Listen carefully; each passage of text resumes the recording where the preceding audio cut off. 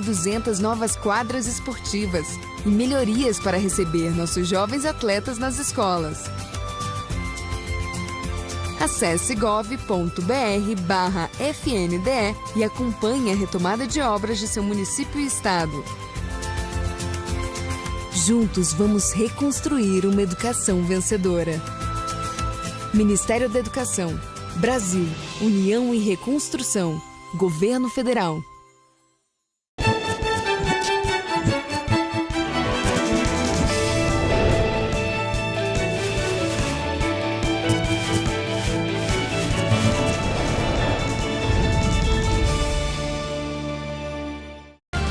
Jornal da Gazeta. Oferecimento. Casper. Em comunicação, inovação começa com C e termina com R. Boa noite. Boa noite. Polícia Federal faz buscas contra pai de Mauro Cid e advogado de Bolsonaro por venda de presentes do governo no exterior. Um relatório aponta que o esquema ilegal pode ter ultrapassado R$1 milhão. Em áudio, o ex-ajudante de ordem cita $25 mil a Bolsonaro e leilão de joias. Também citada na investigação, Michele Bolsonaro vai ser intimada a prestar depoimento. Ministro da Secretaria-Geral usa avião da FAB para curtir folga e aniversário da mulher com Lula e Janja. Márcio Macedo viajou em aeronave oficial para Santarém, no Pará. Governo lança programa de aceleração do crescimento com investimentos previstos de mais de R$1,5 trilhão. No PAC estão incluídos o túnel Santos-Guarujá, a extensão da linha 2 verde do metrô e o trem de passageiros até Campinas. Inflação surpreende mercado e volta a subir em julho. Segundo o IBGE, IPCA foi pressionado pela alta da gasolina. No Equador, o presidente pede ajuda do FBI para investigar assassinato do candidato Fernando Villavicencio. Em menos de 24 horas após o crime, mais um político sofre atentado no país. Você vai ver essas e outras notícias no Jornal da Gazeta, que começa agora.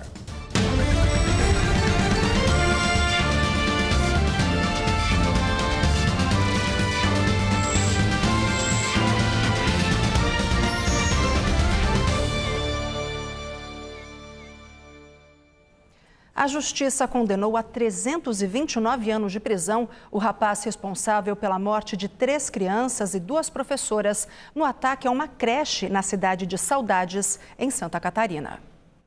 O episódio aconteceu em maio de 2021. A condenação do agressor foi determinada após a Justiça analisar os 5 homicídios consumados e as 14 tentativas de homicídio na Escola Infantil Pró-Infância Aquarela. O réu também deverá pagar indenização para os familiares das vítimas do ataque, no qual utilizou uma espécie de espada. Morreram a professora Kelly Adriane e a agente escolar Mirla Renner, e os bebês de menos de 2 anos, Murilo, Sara e Anabela. O agressor, de 18 anos na época, foi impedido de realizar novas mortes pelas professoras, que trancaram portas e janelas das salas onde estavam outras crianças. Detido por populares, ele confessou o crime às autoridades e permanece preso preventivamente. Ainda foi determinado o pagamento de multa de R$500 mil para cada família dos assassinados, R$400 mil para familiares do bebê que se recuperou após ser socorrido a tempo e mais R$40 mil para cada uma das vítimas atingidas. O prefeito de São Paulo, Ricardo Nunes, do MDB, enviou para a Câmara de Vereadores o projeto de lei que deve isentar de IPTU os imóveis da região da Cracolândia. No texto estão contemplados tanto imóveis residenciais quanto comerciais. O prefeito Ricardo Nunes pede a isenção do imposto por 2 anos na área da região central da capital paulista. Para isso, foi definido um perímetro bem específico, onde a gestão municipal mapeia o fluxo de dependentes químicos. 6 pontos estão incluídos: na Rua Guaianazes, Rua dos Gusmões, Rua dos Protestantes, Conselheiro Nébias, General Couto de Magalhães e Rua Vitória. É onde tem a permanência deles por um período na porta. Eu não posso pegar toda aquela região e isentar o IPTU, porque eles estão lá trabalhando em atividade.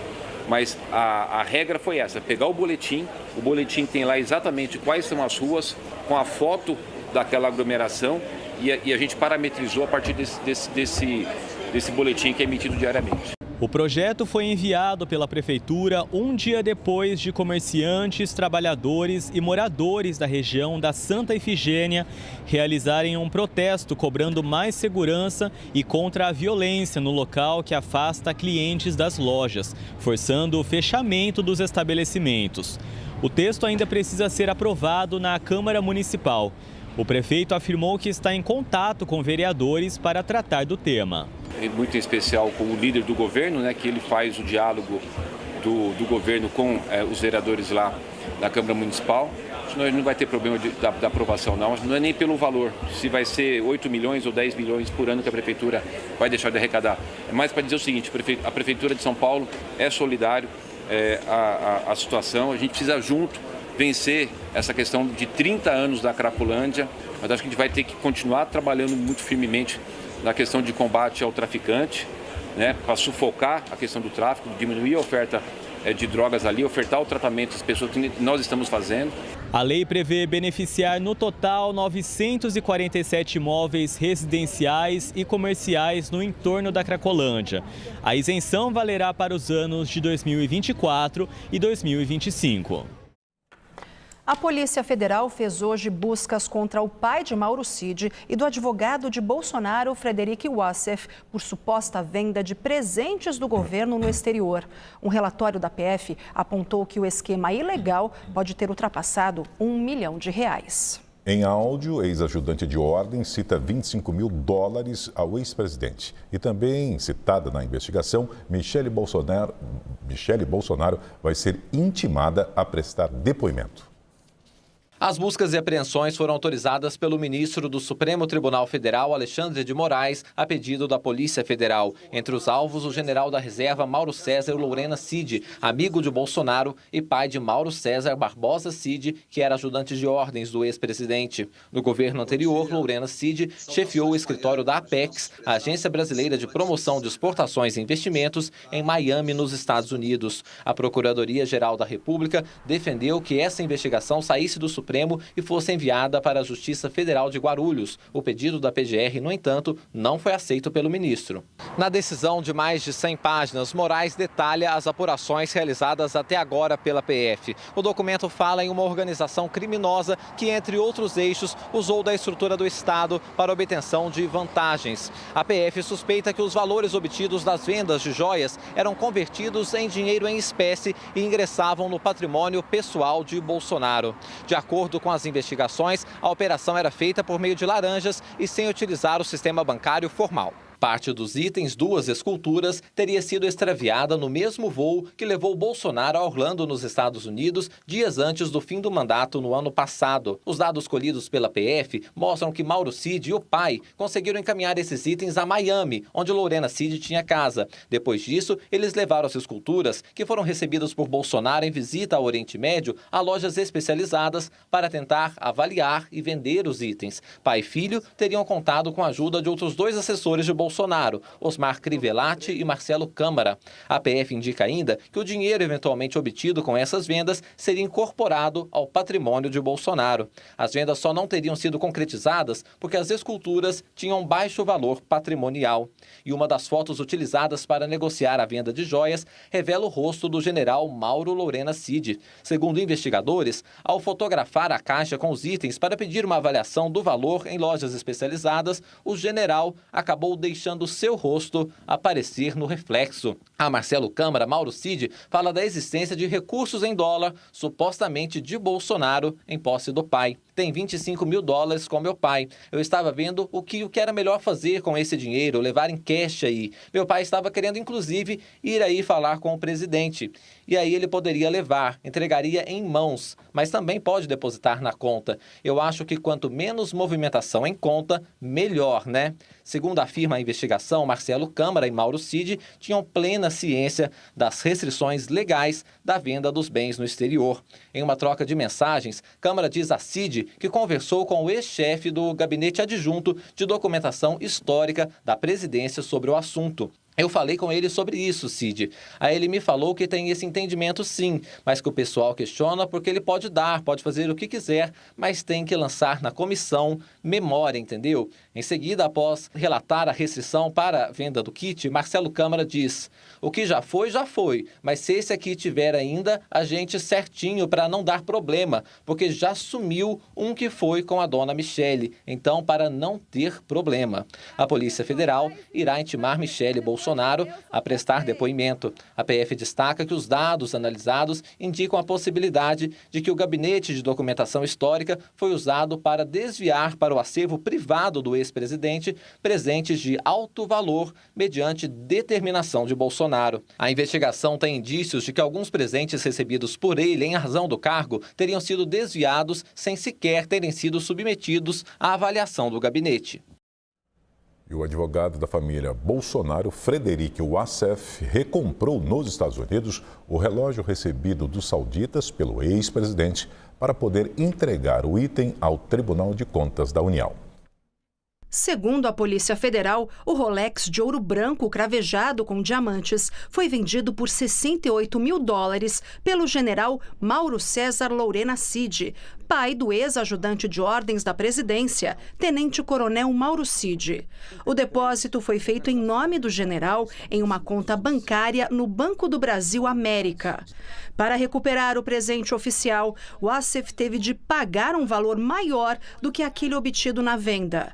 O Rolex voltou ao Brasil no final de março. O Wassef buscou o item nos Estados Unidos e o entregou para Mauro Cid em encontro em São Paulo. A Polícia Federal também identificou que Fábio Weingarten participou da operação de recompra do item.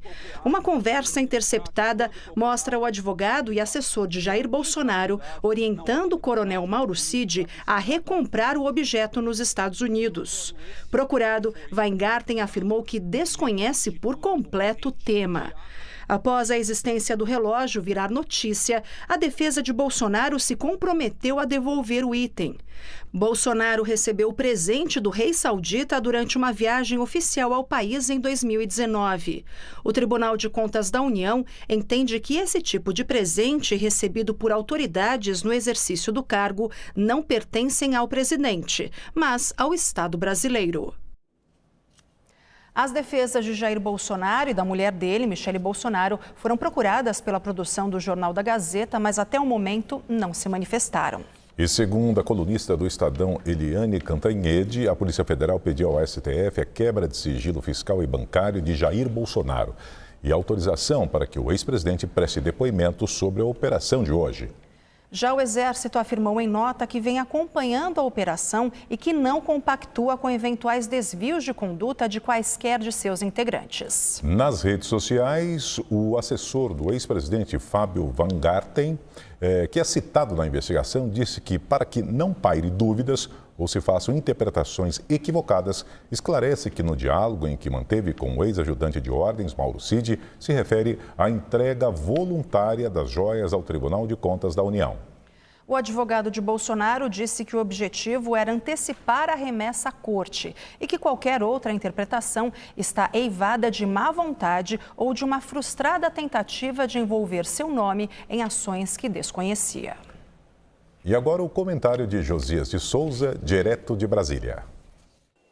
O naufrágio do Titanic tornou-se, com o tempo, a melhor metáfora para o ponto final de qualquer enredo trágico. Bolsonaro, como o maestro da célebre embarcação, deve ter sido o primeiro a notar que um script que evolui do patriotismo épico para um reles caso de roubo de joias é o roteiro de um desastre. A imagem mais fascinante é a dos militares deslizando pelo salão como músicos fiéis de uma orquestra a caminho do fundo. Nesta sexta-feira, ao arrastar para o epicentro do escândalo das joias o pai do tenente-coronel Mauro Cid, a Polícia Federal mostrou que a água invadiu os trombones. Lorena Cid, o genitor do ex-ajudante de ordens do capitão, migrou da condição de general de mostruário para de contrabandista de joias, um contrabandista 4 estrelas. A tradicional família militar agora divide a ribalta com o criminalista de estimação dos Bolsonaro, Frederic Wassef. Ele se comporta como um bêbado que atribui o desnível acentuado do convés à qualidade do champanhe. Com as caldeiras explodindo, os militares tocam sem desafinar. As Forças Armadas não emitem nenhuma nota fora do tom. Os oficiais enrolados não se animam a incluir no fundo musical a partitura de uma delação. É como se Bolsonaro, com água pelo nariz, ordenasse à sua orquestra: toquem com brio. Expurgado do poder, o inelegível já não pode mandar cortar o salário da orquestra. Mas os músicos das Forças Armadas se recusam a procurar o bote salva-vidas. Parecem enxergar virtude na depravação. Mostram-se dispostos a executar a partitura do capitão até o último glub-glub. Boa noite. O ministro-chefe da Secretaria-Geral da Presidência da República, Márcio Macedo, usou um avião da Força Aérea Brasileira para ir de Belém a Santarém, no Pará, comemorar o aniversário da esposa, alegando que voava a serviço. A informação foi divulgada pelo jornal O Estado de São Paulo. Márcio Macedo foi o único beneficiado em um voo que levava 21 pessoas, entre elas o ministro dos Direitos Humanos, Silvio Almeida. O avião sairia de Belém com destino a Brasília na noite do último dia 4. Mas antes, fez uma escala em Santarém para o desembarque do ministro, que não tinha agenda pública. Depois, o voo seguiu para a capital federal. O motivo seria para comemorar o aniversário da mulher, Carina Max Macedo, que é procuradora-chefe do IBAMA. O uso de avião da FAB é regulamentado por decreto presidencial. O texto prevê uma ordem de prioridade. Primeiro, em casos de emergências médicas. Em seguida, quando há razões de segurança. E só depois, viagens a serviço. A Secretaria-Geral da Presidência confirmou que o ministro utilizou o voo da FAB para cumprir a agenda pessoal em Santarém. Mas destacou que não houve, no fim de semana, emissão de diárias e nenhum custo para os cofres públicos. Os ministros do Supremo Tribunal Federal, Gilmar Mendes e Alexandre de Moraes, votaram nesta sexta-feira para tornar ré a deputada Carla Zambelli, do PL de São Paulo, por porte ilegal de arma de fogo e constrangimento ilegal com o emprego de arma de fogo. O julgamento é no plenário virtual e vai até segunda-feira. No formato, não há discussão, apenas apresentação de votos no sistema eletrônico da Corte. A denúncia foi apresentada pela Procuradoria-Geral da República. Em outubro do ano passado, na véspera do segundo turno, Carla Zambelli discutiu com um apoiador do presidente Lula em uma rua dos Jardins, bairro Nobre de São Paulo, e perseguiu o homem negro com uma arma em punho. A PGR pede que o STF condene a deputada a uma multa de R$100 mil por danos morais coletivos, além da decretação da pena de perdimento da arma de fogo, utilizada no contexto criminoso, bem como o cancelamento definitivo do porte de arma. Na acusação, a vice-procuradora-geral da República, Lindora Araújo, afirmou que Carla Zambelli não tinha autorização para usar a arma ostensivamente em público.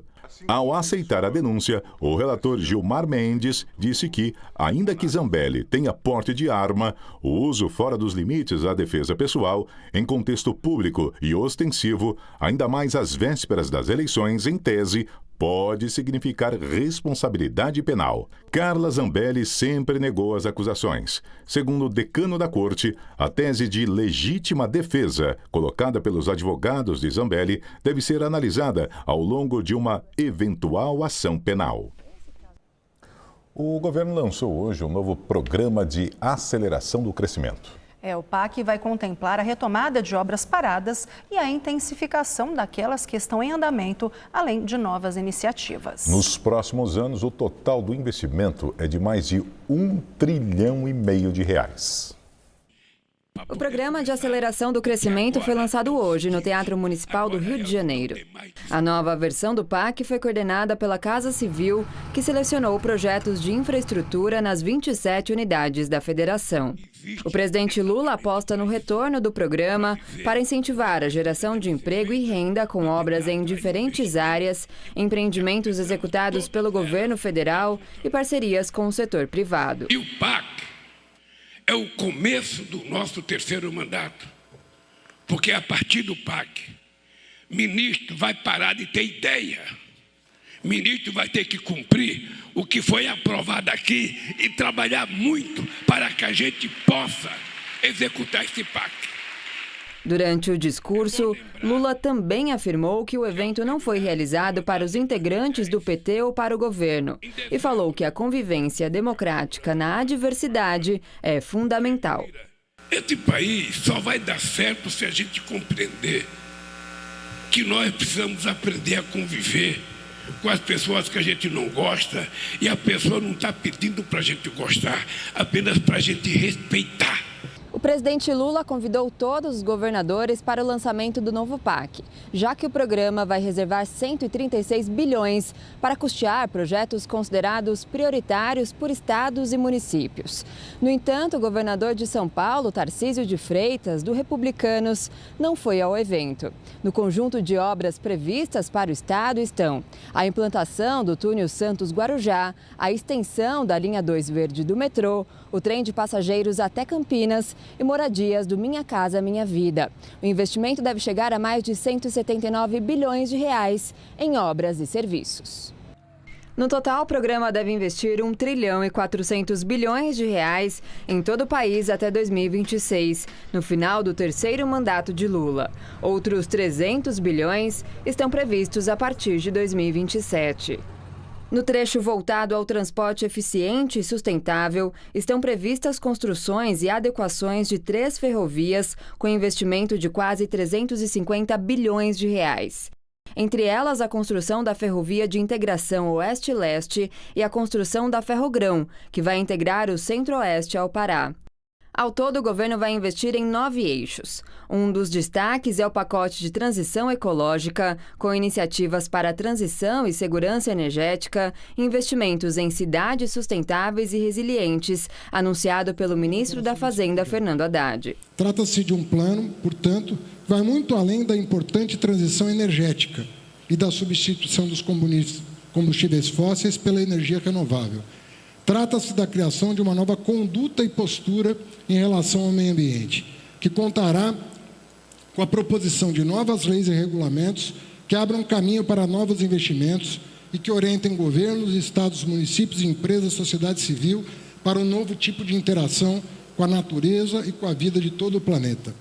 O PAC foi criado no segundo mandato de Lula, em 2007, e mantido até o final da gestão de Dilma Rousseff, em 2016. Nas edições anteriores do programa, o governo gastou cerca de 666 bilhões de reais em valores atualizados pela inflação até junho deste ano.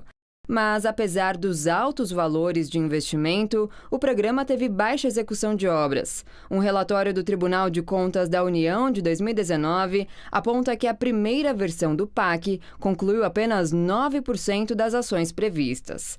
Já o programa, iniciado em 2011, entregou 26% das medidas anunciadas. A inflação voltou a subir em julho, segundo o IBGE. E o resultado veio mais alto do que o mercado esperava. No mês passado, o Índice Nacional de Preços ao Consumidor Amplo, indicador considerado a inflação oficial do país, subiu 0,12%. O resultado de julho veio acima da expectativa de mercado, que era de uma alta de 0,07% no mês. O IPCA vinha desacelerando desde fevereiro. O indicador chegou a ter deflação de 0,08% em junho, mas agora voltou a acelerar. E foi puxado pelo grupo de transportes e com destaque para a gasolina, que teve uma alta de 4,75%. Com o resultado de agora, o país passa a ter uma inflação acumulada de 3,99% na janela de 12 meses. No ano, acumula alta de 2,99%. A meta de inflação do governo é de 3,25%, com tolerância de até 4,75%.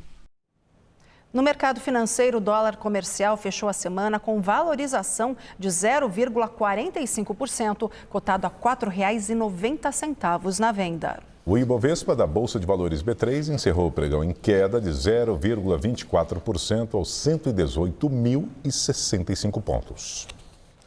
Na entrevista do dia, Denise Campos de Toledo recebe Marcelo Oliveira, do PT, prefeito de Mauá e presidente do consórcio intermunicipal do Grande ABC. Eles falam sobre os desafios da região, indicadores e relação com o governo do estado. Domingo é Dia dos Pais e o repórter Luciano Penteado foi conhecer duas histórias inspiradoras de pais e filhos que, além da amizade e do amor, compartilham uma rotina diferente, a de trabalharem juntos. Bem-vindos a Osasco. Comércio, gente por todo canto e uma estação de trem das mais movimentadas do transporte paulista. Do alto-falante saem avisos diários, corriqueiros, mas hoje é diferente, uma surpresa. Atenção, colaborador do CS, Renato, compareça à SSO. Renato, pai e agente de segurança, foi acionado de mentirinha, sem saber que estávamos aqui. O plano secreto é encontrar com o Lucas, o filho. Ambos são funcionários da Via Mobilidade. Nunca se esbarram porque são de turnos diferentes, mas se abraçaram às vésperas do Dia dos Pais de forma excepcional e muito especial. Aqui está uma lembrancinha para você, tá? Esse é um momento oportuno para dizer o quanto eu te amo, quanto você representa para mim aqui na empresa. E o que eu venho me tornando é reflexo dos seus ensinamentos, do seu carinho, do seu amor, do seu apoio moral. Você é muito inspirador para mim aqui na empresa. Trabalhar na mesma empresa fortalece vínculos, enriquece a relação e aumenta ainda mais o orgulho que um sente pelo outro. Estava esperando por essa surpresa, não? De maneira alguma, né? Vim para trabalhar, porque a gente está com um probleminha aqui, mas é gratificante, né? O reconhecimento. Todo o esforço é pouco comparado ao que ele já me proporcionou como pai, como profissional aqui na empresa também. E é isso, eu só tenho a agradecer. Em uma cidade tão grande, onde milhões de pessoas se locomovem todos os dias de transporte, quantos caminhos, quantas histórias dessas se cruzam? A gente saiu de Osasco e está indo para Itapevi, da linha 8 Diamante, para acompanhar mais uma dessas histórias emocionantes.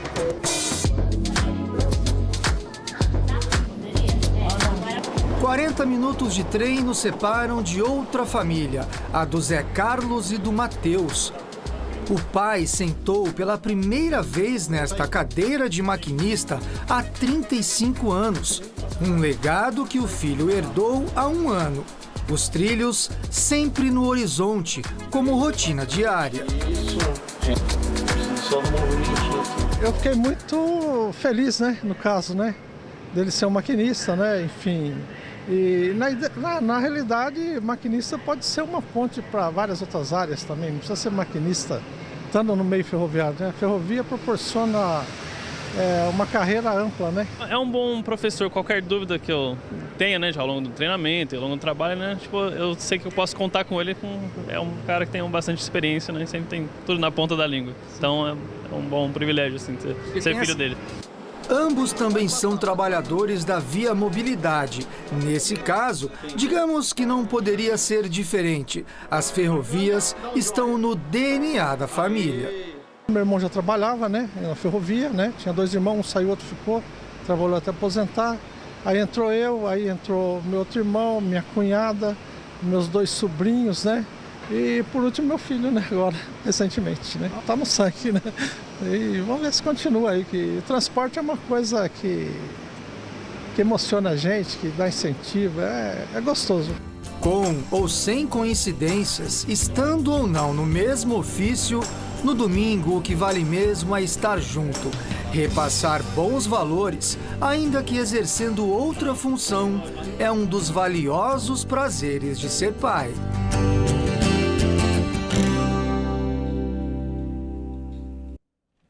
Veja a seguir novo atentado no Equador. E tem também a previsão do tempo para o Brasil e o estado de São Paulo para esse fim de semana. A gente volta já já.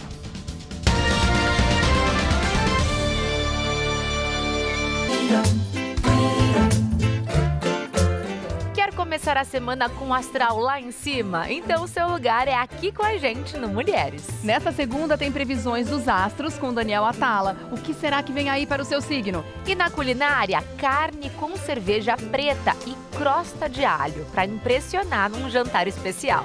Vem conferir também o passo a passo de uma receitinha de torta de maçã crocante e imperdível. E você já deve ter ouvido falar dos superdotados, aquelas pessoas com inteligência acima da média. Agora, sabia que os primeiros sinais surgem ainda na infância? Vamos explicar como identificar esses prodígios no Mulheres nesta segunda, 2h30 da tarde.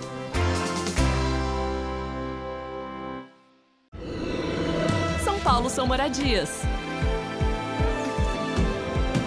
São Paulo são escolas. São Paulo são empregos. São Paulo são hospitais. São Paulo são estradas. São Paulo são policiais nas ruas.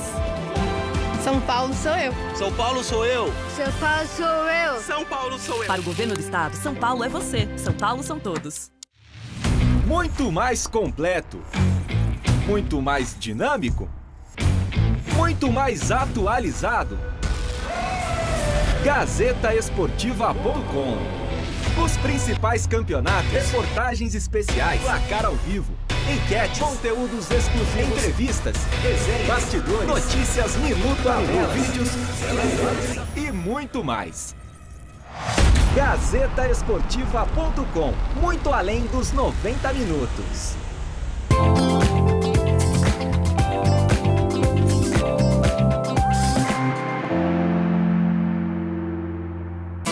Emerson, como vender mais? Gente, eu recebo muito essa pergunta. E não tem segredo. Para vender mais, tem que anunciar. Agora é preciso saber onde e como. Quem anuncia na Gazeta tem toda a estrutura de uma emissora de TV multiplataforma à disposição do seu negócio. Seja pela TV digital ou a cabo, pelo aplicativo ou pelo site. Seu anúncio chega na casa de mais de 100 milhões de clientes potenciais. Fale comigo por telefone, WhatsApp ou e-mail. E anota aí, nós temos condições especiais para clientes novos.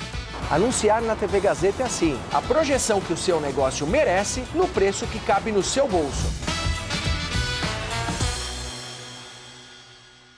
Desde pequeno, a gente sempre sonhou com o futuro. Hoje, esse dia chegou. Apresentamos o futuro da Caoa Hyundai no Brasil. E esse futuro é elétrico. Conheça os exclusivos Ioniq híbrido, Kona híbrido e Kona elétrico. Entre agora mesmo na loja virtual criada especialmente para esse momento e confira.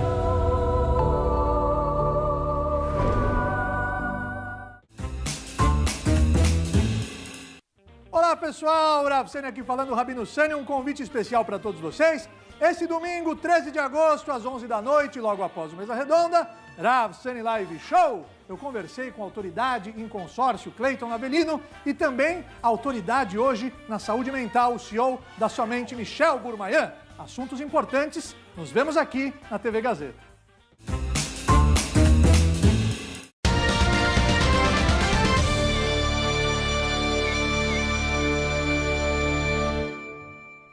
Bom, o fim de semana está aí e é o momento das dicas da agenda cultural do JG para aproveitar os dias de folga, né, Lu? Na Japan House, os universos em miniatura construídos por um fotógrafo japonês. Bom, já no Museu da Língua Portuguesa, uma exposição investiga as conexões entre a nossa língua e a música. Quem traz os detalhes é o Felipe Vidal. O que muitas vezes começa confuso, rabiscado em um papel, encontra o real sentido na voz.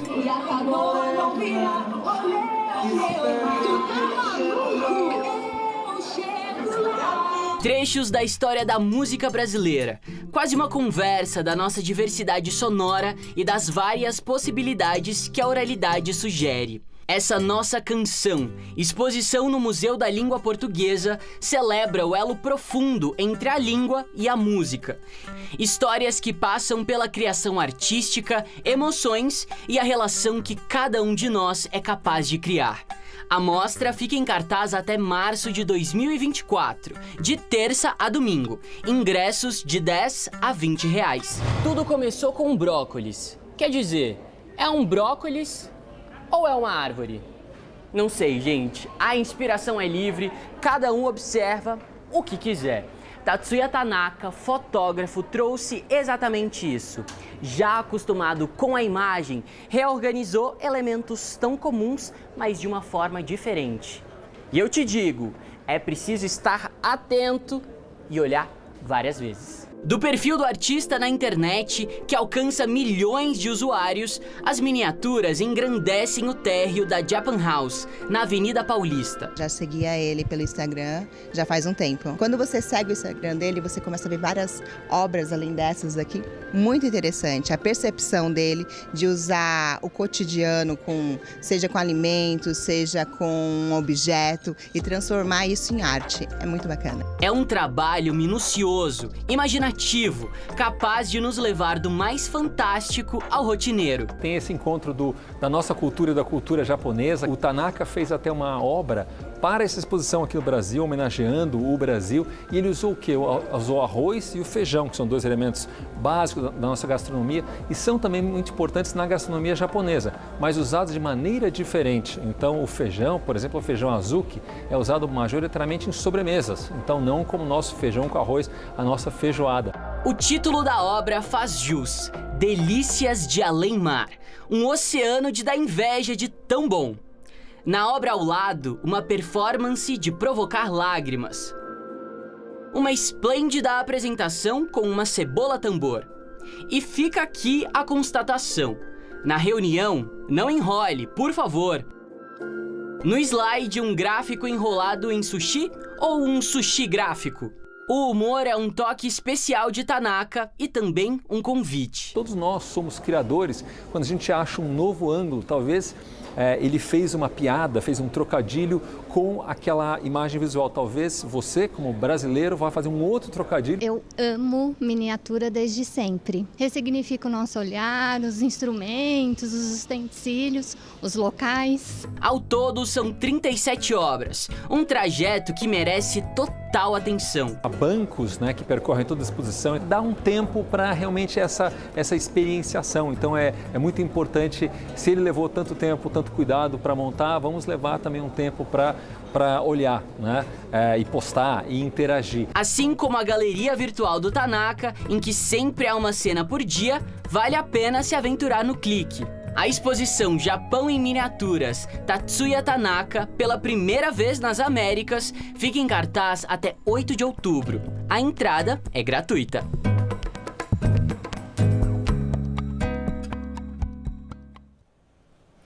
E agora o agronegócio. O Japão anunciou a retirada da suspensão temporária que havia sido imposta às compras provenientes do Espírito Santo após um caso de gripe aviária numa ave de subsistência no município de Serra. O país é um dos maiores importadores de carne de aves produzida no Brasil, responsável por cerca de 11% do total vendido em 2022. Desde o primeiro registro, em 15 de maio, já são 77 ocorrências de gripe aviária no país, 75 em aves silvestres e nenhum em criações comerciais. O que faz do Brasil um dos poucos países do mundo a manter o status de livre da gripe aviária em granjas comerciais.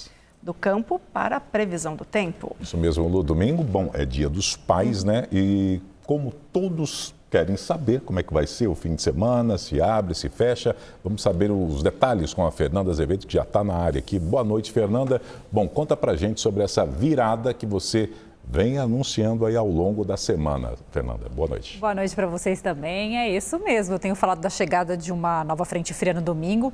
Está confirmada. Aqui no estado de São Paulo vai dar para programar o fim de semana assim. Amanhã o sol aparece em todas as regiões, brilha forte e as temperaturas sobem bastante. Lá na faixa norte e noroeste, a umidade do ar pode cair bastante. E aqui no litoral sul do estado de São Paulo, partes do interior, há previsão para pancadas isoladas entre tarde e noite. Esse cenário aqui é para sábado. No domingo, uma frente fria vai se aproximar pelo oceano. Não será daquelas com força para virar o tempo no estado inteiro, mas cidades mais próximas aqui da capital e as litorâneas vão sentir uma grande mudança sim. Vamos mostrar primeiro a situação lá da Baixada Santista. Amanhã, calorão, máxima de 32 graus. E aí, no domingo, vai fazer só 22, né? Uma queda acentuada de 10 graus em 24 horas. E atenção que tem alerta para chuva volumosa no domingo. Vale para Santos, região e também para o litoral norte do estado. Para papais aqui da capital paulista, fim de semana vai ser assim, ó. Amanhã faz bastante calor também, mínima de 17, máxima de 31 graus, uma chuva isolada no fim da tarde e no domingo o sistema frontal passa por aqui, os ventos vão mudar de direção, que vai facilitar a entrada da umidade e a formação das nuvens de chuva. Pode chuviscar, garoar e a máxima no domingo não passa de 19. E assim a semana começa com o tempo encoberto ainda, aí vai abrindo e esquentando aos poucos. Faz agora um resumo do tempo no fim de semana pelo Brasil, Fê? Faço sim. Vamos começar então pelo sul do país, onde a frente fria atua nesse momento. Chove forte em várias áreas desde a madrugada. Uma linha de instabilidades com uma baixa pressão atravessou o Rio Grande do Sul na madrugada. A sexta já começou com ventania forte e com granizo em algumas cidades. É o caso de Sananduva, no norte do estado. Amanhã ainda há previsão de muita chuva no sul do país, pegando principalmente a faixa aqui oeste de Santa Catarina. No domingo entra a massa de ar frio de origem polar e aí pode gear nas áreas de serra da região. No sudeste, a gente tem a passagem da frente fria, com chuva principalmente nas áreas mais próximas do litoral de São Paulo, como eu disse. E no centro-oeste, amanhã pode chover no Mato Grosso do Sul, mas o predomínio ainda é de sol, calor e tempo seco. Vamos a um outro recorte aqui na tela, norte e nordeste. Então, no nordeste, fim de semana será quente, com chuva fraca aqui no litoral leste. No norte também, quente e com temporais em pontos isolados. É isso, aproveitem bastante o fim de semana, um domingo do Dia dos Pais caloroso para todos. Obrigada, Fê. Bom fim de semana para você, até segunda. Até. Obrigado, Fernanda, até segunda. Até. O presidente do Equador, Guilherme Lasso, pediu ajuda do FBI para investigar o assassinato do candidato Fernando Villavicencio. E em menos de 24 horas após o crime, mais um candidato sofreu um atentado no país. A candidata à Assembleia Nacional do Equador, Stephanie Puente, sofreu um ataque na cidade de Quevedo. Um homem disparou contra seu carro. Ela foi baleada de raspão no braço esquerdo e não corre risco de morte. O caso está sendo investigado e vem na esteira de vários outros atentados contra políticos antes das eleições do dia 20. O presidente Guilherme Lasso declarou em uma rede social que pediu ajuda da Polícia Federal dos Estados Unidos para investigar a morte do presidenciável Fernando Villavicencio, ocorrida na última quarta. Uma equipe do FBI deve chegar ao Equador em breve. Até agora, 10 pessoas foram presas. 6 delas são colombianos ligados ao tráfico de cocaína no Equador. A facção criminosa Los Lobos teria assumido a responsabilidade pelo atentado através de um vídeo divulgado na internet. Porém, investigações apontaram que o vídeo era falso e uma nova mensagem foi divulgada depois nas redes sociais. Desta vez, os verdadeiros Los Lobos mostraram o rosto e negaram veementemente envolvimento na morte de Villavicencio. A morte do candidato a menos de 2 semanas das eleições ainda permanece um mistério. No Níger, a junta militar que tomou o poder ameaça assassinar o presidente Mohamed Bazoum. Ele está detido em casa com a mulher e o filho, sem acesso a comida, eletricidade ou cuidados médicos. A ameaça veio após os líderes da Comunidade Econômica dos Estados da África Ocidental decidirem colocar suas forças em prontidão para uma possível intervenção armada, com o objetivo de restaurar a ordem constitucional no país. Em 26 de julho, Mohamed Bazoum, eleito democraticamente, foi deposto por militares que o acusam de má gestão econômica e social, com a degradação contínua da segurança no Níger. Parte da população apoia os militares. Este é o 5º levante militar observado na região da África Ocidental desde 2020.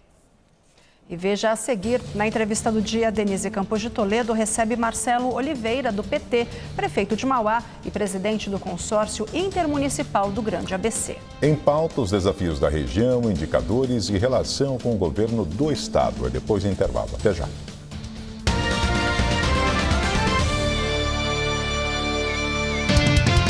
Última rodada do primeiro turno do Brasileirão. Neste domingo, um mês atrás, direto do Maracanã, as emoções de Flamengo e São Paulo. E os lances de Corinthians e Coritiba e Fortaleza e Santos. Tem ainda tudo sobre o confronto do Verdão contra o Galo na Libertadores. As projeções para a semifinal da Copa do Brasil. Quem leva a melhor? São Paulo ou Corinthians? E no estúdio, a presença do jornalista esportivo Tatá Muniz. Mesa Redonda, neste domingo, 9 da noite. Bota fora do Nelly. Transforme sua casa, seu lar, seu jeito de morar, com peças exclusivas. Até 50% off. Em até 10 vezes sem juros. E a pronta entrega nas lojas ou no site. Do Nelly, o seu jeito de morar. Sabe por que em comunicação, inovação começa com C e termina com R? Porque quem faz Casper cresce, se destaca e mostra o seu talento para o mundo. Aqui você encontra um ambiente perfeito para se desenvolver, estimulado por professores que integram você ao universo da comunicação que não para de evoluir. Ouse ir além em sua carreira profissional. Inscreva-se agora no primeiro vestibular de inverno da Casper.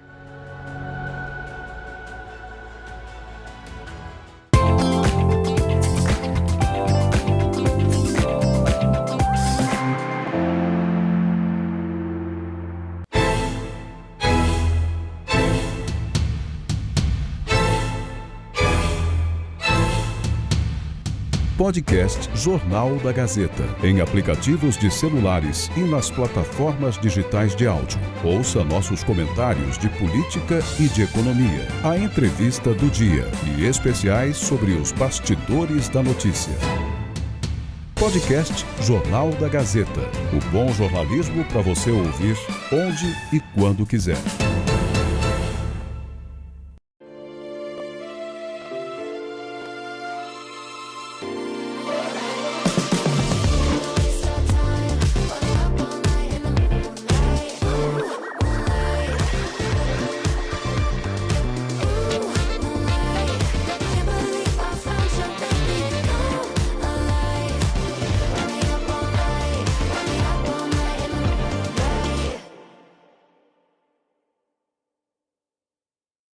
Sim, sou eu, Chico Barney. E hoje não tem polêmica, tem novidade.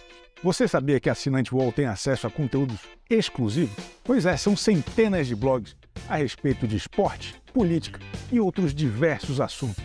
E você ainda ganha R$20 todo mês para usar na ingresso.com. Seja um assinante UOL por apenas R$19,90 por mês.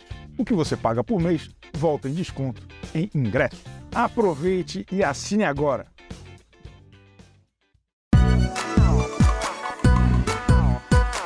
Nesta segunda, vamos falar sobre o Agosto Dourado, uma campanha realizada pela Sociedade de Pediatria em São Paulo, que promove a conscientização da importância da amamentação e apoiando esse ato de amor e saúde. Tem ainda a estreia de uma série aqui no Você Bonita. Camila Galetti nos apresenta as modalidades mais populares dos Jogos Olímpicos de Inverno. A primeira vai ser a patinação no gelo, confira. E na culinária tem o preparo de um bolinho de batata doce, assado e recheado com frango e queijo. Além de ser delicioso, é saudável. O Você Bonita é nesta segunda, 13h. Eu, claro, tô te esperando.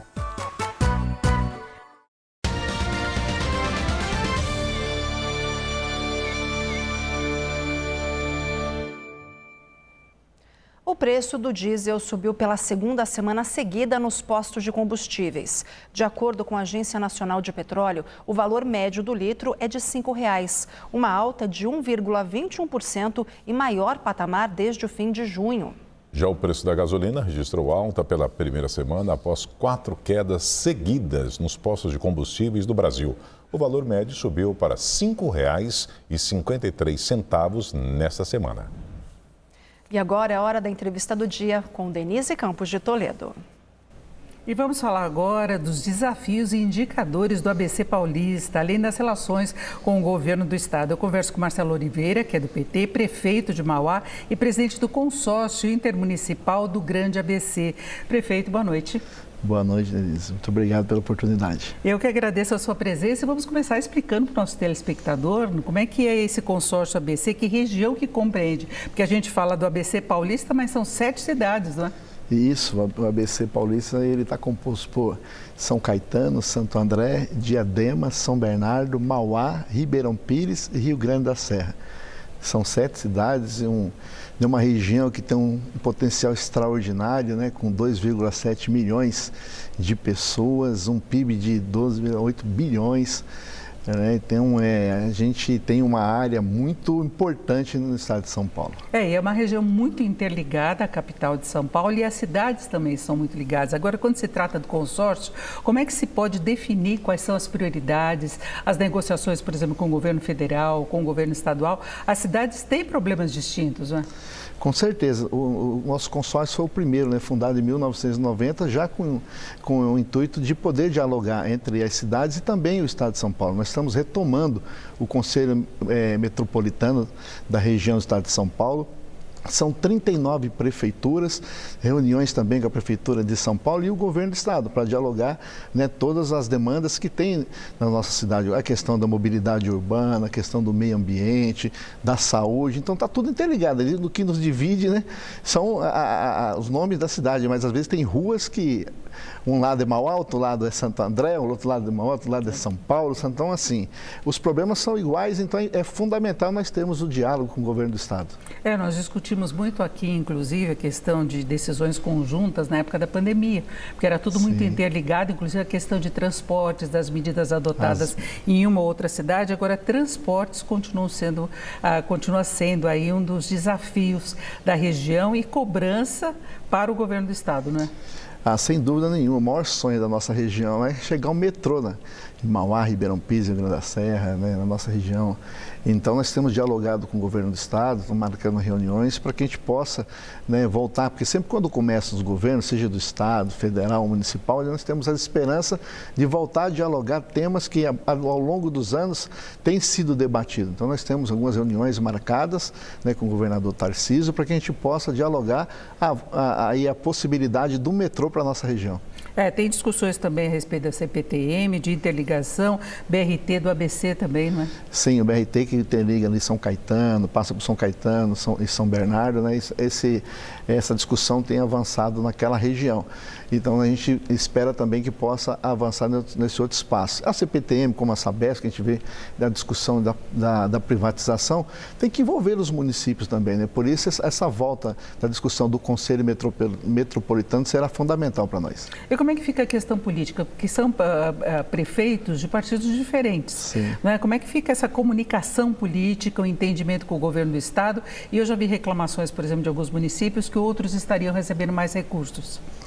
Olha, nós temos vários partidos lá na região do ABC. Eu estou de presidente do consórcio, tenho essa relação muito mais próxima com o governo federal, com o governo Lula. Tenho ajudado os outros prefeitos também a poder fazer esse diálogo e a gente dialoga também com os partidos e prefeitos que estão mais próximos do Tarcísio e que a gente possa poder levar as melhorias, as políticas públicas com qualidade para a nossa região.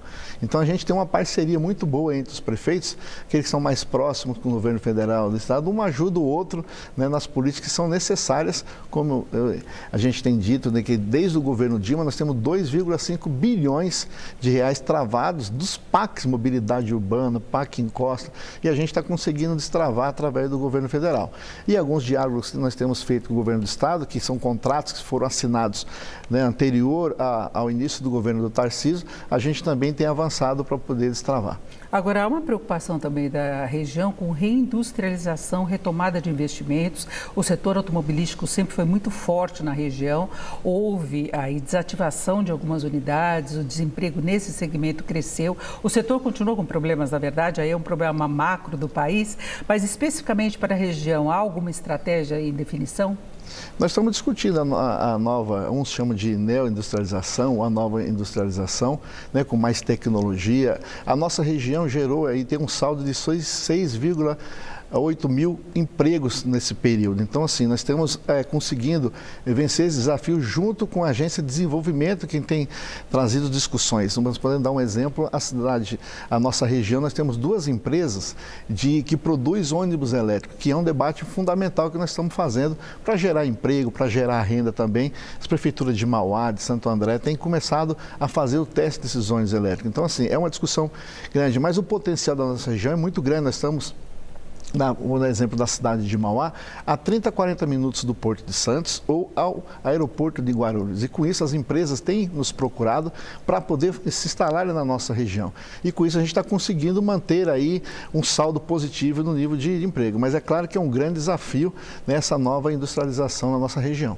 Para quem não conhece a região, é uma região intermediária da Baixada que chega perto do Porto de Santos, que é um importante canal de escoamento de mercadorias para o exterior, né? Sim, para nós é fundamental. Por isso, quando vai discutir qual é o trabalho que serão realizar no Porto de Santos, se vai aumentar para o agronegócio, a gente fica preocupado também porque tem a questão da indústria. Porque se diminuir muito espaço no Porto de Santos da indústria, com certeza irá aumentar o produto e a gente pode perder empresas na nossa região. Então é outro ponto fundamental que a gente vem dialogando.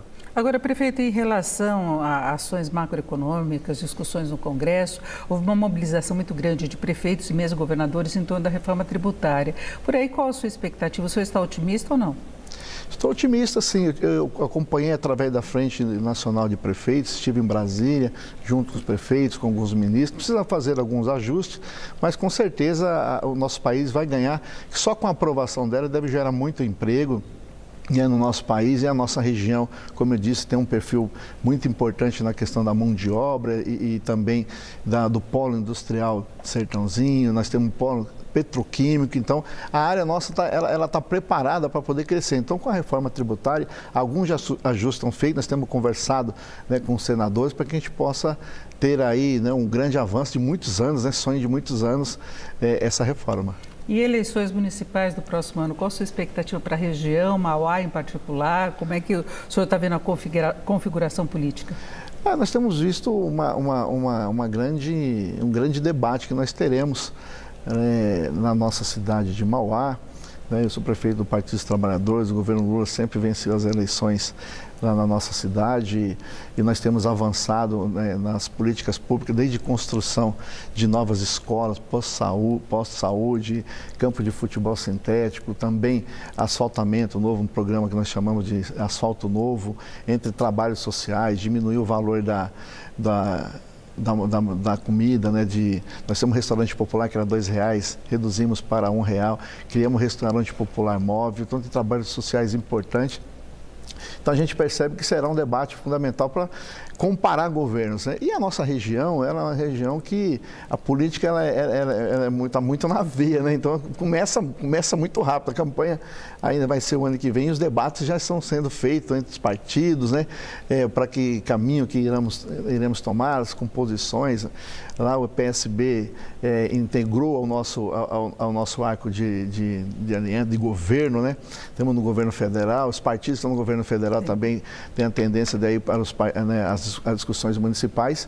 Tenho certeza que o ABC vai demonstrar, como sempre demonstrou, a democracia, né? Uma eleição importante para a nossa região. Aí pela frente tem mais de 2024. ano, né? Mas passa muito rápido, né? É isso, eu agradeço muito a participação do prefeito Marcelo Oliveira, que é do PT, prefeito de Mauá e também presidente do consórcio intermunicipal do Grande ABC. Mais uma vez, muito obrigado, uma boa noite. Muito obrigado, Denise. Boa noite. E não esqueça que essa entrevista da Denise, bem como os comentários do Josias e ainda produções exclusivas do nosso jornalismo, estão disponíveis nas principais plataformas de podcast e também no YouTube. O Jornal da Gazeta fica por aqui. A gente volta na segunda-feira. Um ótimo fim de semana para você e até lá. Boa noite.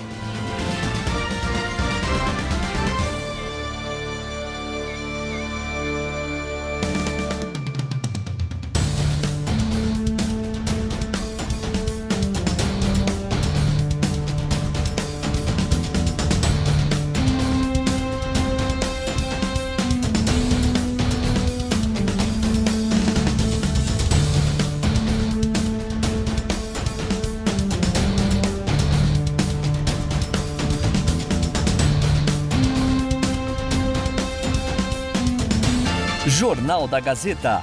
Oferecimento. Casper. Em comunicação, inovação começa com C e termina com R.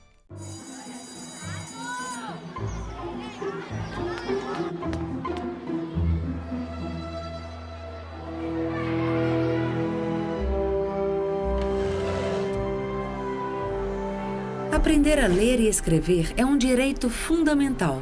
E para garantir que todas as crianças sejam alfabetizadas, o governo federal criou o Compromisso Nacional Criança Alfabetizada. Uma grande mobilização para dar apoio técnico e financeiro para estados e municípios investirem em gestão, formação de professores, infraestrutura física e pedagógica, reconhecimento de boas práticas e sistemas de avaliação. Conheça as ações, faça parte desse compromisso. A alfabetização é o primeiro passo para uma educação de qualidade. Ministério da Educação. Brasil, União e Reconstrução. Governo Federal.